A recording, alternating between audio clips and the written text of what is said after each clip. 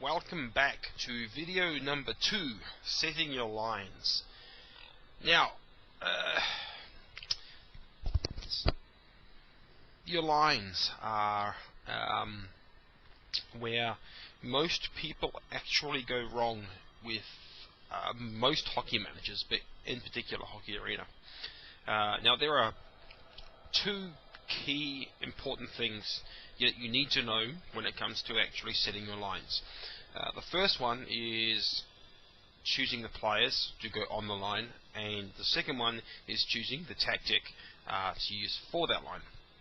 Now, naturally, you have to have a minimum of 3 lines. It's three forwards, 2 defensemen on every line, so a total of 9 forwards, 6 defensemen minimum. Okay. You can have 4 lines. Now, you'll notice on my team I've got 1, 2, 3, and then I've got a 4th line I call rookie line 4. Obviously, 2 of these guys aren't actually rookies, but they used to be. When I had these 2 guys here actually on the 4th. Anyway, my 4th line I don't play in every game. If it's a friendly game, I'll play it. If it's a game I have to win, I'll scratch that and just play 3 lines. So my advice is, if you can get them cheap and you have good players who come at a good price, have 4 lines. But if you want to save money, or if you don't want to worry about 4 lines at the moment, and if you're just starting, only have 3 lines. You don't need to have 40 players on your roster, because they're not needed. You can play your entire life on this game with 3 lines and win. So the 4th line's not important. That's just a personal choice. So right now we're just going to be focusing on 1. Now, naturally, as you can imagine, your top line, you want to rank your lines anyway. So if you have 3 lines, your top line naturally is going to be your strongest, then your second, then your third, and then your 4th. So when you go to create your lines, always start at line 1. That's the first place to start. So what you want to do is come to, again, your Players tab at the top, and then you're automatically going to be on this line. You can also get here by clicking on Line Up.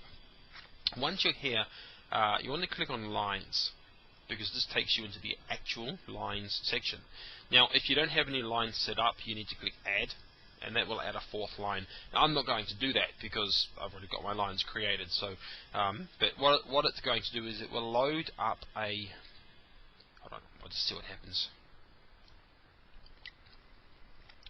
Wait for it to load. Here we go. So it'll load this page here, and you can see all of your players, attributes. And then what you can do is, if you want to set your defenseman to your top line, you can sort by defense, and then you simply, in the drop down here, left defense, right defense, and so on. And you can create, so you choose 2 defensemen, a left winger, a right winger, and a center, and hit create, and that'll create a line. As general rule, your defenseman will start, because we're here already. Your defenseman, you want to have people who have a high defense ranking, and preferably a good quality strength, and passing is what I would normally do. So logically, if you were looking at this here, you would probably put Eric and Raphael, these 2 guys here, as your top line defenseman. I have actually got, I'll admit, I've actually got this guy here as my top line, and I've got this guy here, Jan.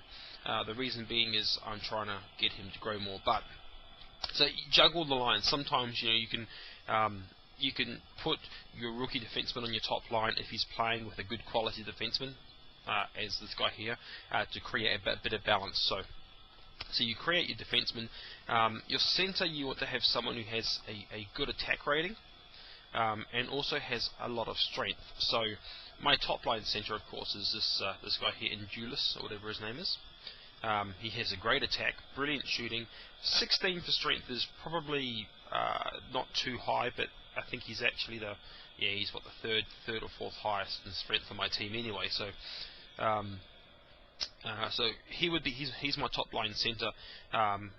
Through training, I need to improve his passing and his speed and self-control, because they're all very low. But that's, it's a sacrifice I made. I used to have this guy here, Mike Price, as my top line centre, who obviously is a lot better, statistically is a lot better, but he's also, his quality and potential aren't as good. So what I did was I put him on the second line to allow my Endureless player to actually train better and sort of get more ice time, so to speak. So that's the reason I've done that. Then you want to choose your wingers. Now your wingers, you need, I would normally go wingers who have a high shooting. You want to have good attack, high shooting, preferably some speed. So as you can see, my top line has Nicholas Moosen, I think, is it, whatever it is, and this guy here, my two wingers. Both of them have relatively good speed, both of them have fantastic shooting and attack. So once you've got them, you hit create.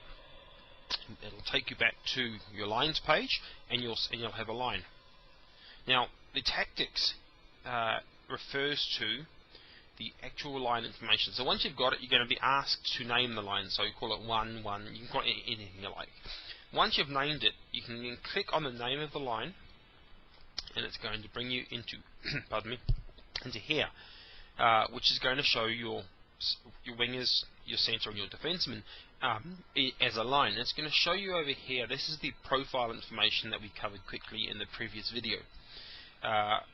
This is the team chemistry. This shows the sort of quality of how good they are at different aspects.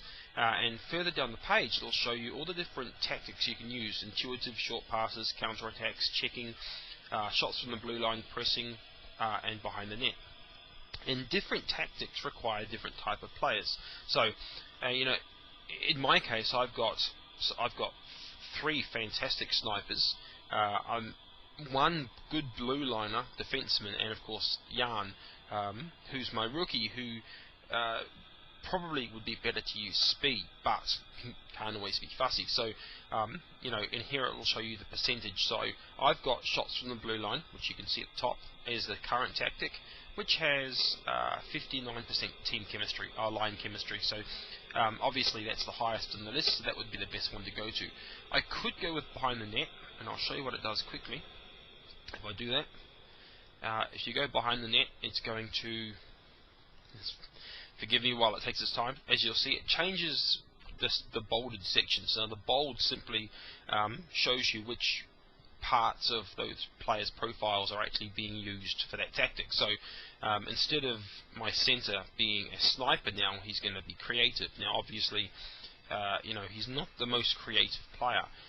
If you wanted to use the behind the net tactic for this line, what you could do is you could put your left winger as centre, because he has 48% and a much higher than is much more creative, and you put your centre as your right winger. So you'll basically use your centre's 58% sniping and your wingers to switch them. And what it'll do is that will probably increase the chemistry to about 59%, which is what you've got with shots from the blue line anyway. So that's why that's how that works. Sometimes players simply aren't as good as you think they are, and you'll look at them and you'll think, you know, you've got a player's stats down here are like 5%, and I'll just give you an example of my my third line, because that sort of, as your lines go down, you'll notice that it drops. So, you know, my third line, you know, I've got Josh McGee. He's 18. He's a rookie. He's only played in a handful of games. So you don't expect him to be good. So, you know, you got snipe 12%. You know, that's pretty low compared to the 61% of my top line. But these stats improve every game. These profile stats improve every game. So you want to play. Now, as a general rule, you want to make sure that your centres and your wingers have high attack, high shooting. Your centre needs to have good strength to win the face-offs. Your defensemen should have high defence. They should have good strength, because they are also needed for like puck battles on the boards.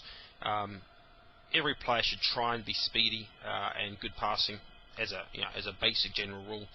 Now the other thing, just quickly, so you want to repeat that with 3 lines and play around. You know, set up lines, play with them. If you don't like them, change them around. Don't be afraid to change them. Your goalies, the most important things for goalies, apart from the goalie stat, is speed. So if you can have a goalie who has high goalie and good speed, that's the guy you want. So that's it. We'll be back in the next video covering training. See you then.